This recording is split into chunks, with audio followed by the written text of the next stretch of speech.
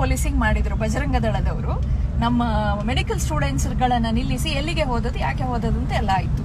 ಈಗ ನಮ್ಮ district administration ಮತ್ತೆ ಪೊಲೀಸ್ನವ್ರು ಹೇಳ್ಬೇಕಾಗ್ತದೆ ಯಾವ ಕಾನೂನು ಕಾಯ್ದೆ ಅಡಿಯಲ್ಲಿ ಇವರಿಗೆಲ್ಲ ಇಂಥ ಹಕ್ಕು ಉಂಟು, ಬಜರಂಗ ದಳದವರಿಗೆ ಜನಸಾಮಾನ್ಯರನ್ನ ನಿಲ್ಲಿಸಿ ಪ್ರಶ್ನಿಸುವಂತ ಹಕ್ಕು.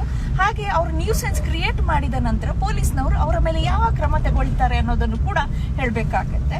ಸನ್ಮಾನ್ಯ ಮುಖ್ಯಮಂತ್ರಿಗಳಾಗಿರುವಂತಹ ಬೊಮ್ಮಾಯಿ ಅವರು ಹೇಳ್ಬೇಕು ನಮಗೆ, ತಾಲಿಬಾನ್ ಸರ್ಕಾರ ಇರೋದ ನಮ್ಮ ದಕ್ಷಿಣ ಕನ್ನಡ ಉಡುಪಿಯಲ್ಲಿ ಅಥವಾ ಬಿಜೆಪಿ ಸರ್ಕಾರ ಇರುವುದಾ ಅಂತ. ಯಾಕೆಂತ ಹೇಳಿದ್ರೆ ಇವು ಪರ ಮನೆ ಅಂದ್ರೆ ಬೇರೆಯವರ ಮನೆಯ ಮಕ್ಕಳಿಗೆ ಇವ್ರು ಯಾರು ಬುದ್ಧಿ ಹೇಳಲಿಕ್ಕೆ?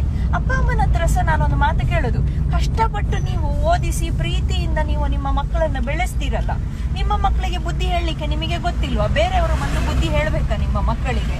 ನಿಮ್ಮ ಮಕ್ಕಳು ಯಾವುದೋ ಪುಡಿ ರೌಡಿ ಕೆಲಸ ಇಲ್ಲದವನ ಕೈಯಲ್ಲಿ ಬೈಸಿಕೊಂಡು ಕಾಲೇಜಿಗೆ ಹೋಗಬೇಕಾ?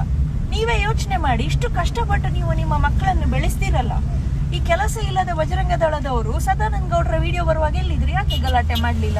ಯಾಕೆ ಕೇಳಲಿಲ್ಲ? ಕೋವಿಡ್ ಬಂದಿಷ್ಟೆಲ್ಲ ಕಷ್ಟ ಆಯ್ತು ಊರಲ್ಲಿ, ಎಲ್ಲಿದ್ರು ಬಜರಂಗ ದಳದವರು? ಯಾರಾದ್ರೂ ಬಂದು ಸಹಾಯ ಮಾಡಿದಾರ ನಿಮಗೆ? ನಿಮ್ಮ ಮಕ್ಕಳಿಗೆ ಬೇರೆಯವರು ಬಂದು ಬೈಯುವ ಅವಶ್ಯಕತೆ ಉಂಟಾ?